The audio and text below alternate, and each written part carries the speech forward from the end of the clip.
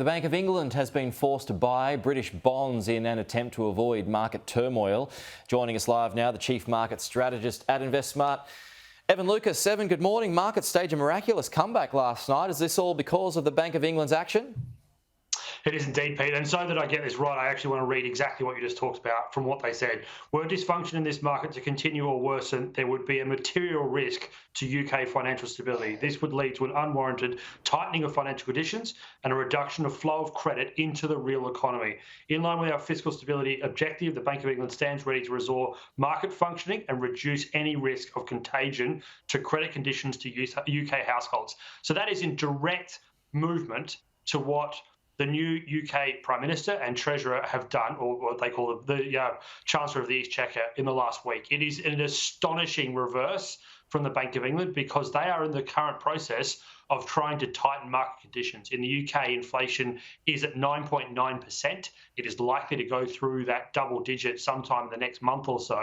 So this is counter to what they're trying to do. It is also suggesting that, therefore, this isn't about trying to stimulate the economy. As they said, this is a financial stability problem, and that is how much chaos has been unleashed in the last 48 to 72 hours this week in markets because of what is seen as a very, very risky, almost financially backed policy by the UK government.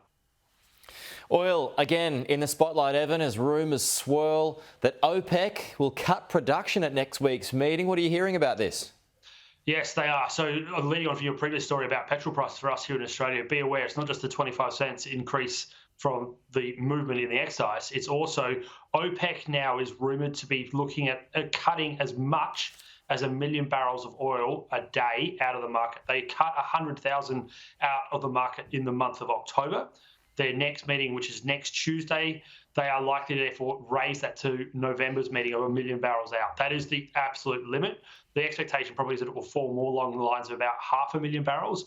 They have a real concern at the moment that the US dollar is absolutely killing demand for oil, and it is obviously at a level that we haven't seen since January. It's below where the whole crisis in Ukraine started, and they are not liking that. They are trying to soak up as much value as they can, and so therefore that cut would just add additional pressure at the Bowser once you see that come through.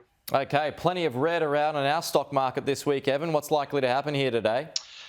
So back on that Bank of England story, it has caused an absolute bounce back. If you look in the US, they bounced over to 500 points on the Dow. It added about 1.5%, and we too look like adding about 1.5% after what has been, as you alluded to, a very tumultuous period. It will not stop, though, meaning that September will probably be our worst month of the year. So far, we are down just on 6.5%. In the States, it's over 8%. Yeah, I haven't looked online, I've got to say. It's just best to ignore all of that. And I'll just wait for next month. Evan, appreciate that. Correct. Always great to chat. Talk to you soon.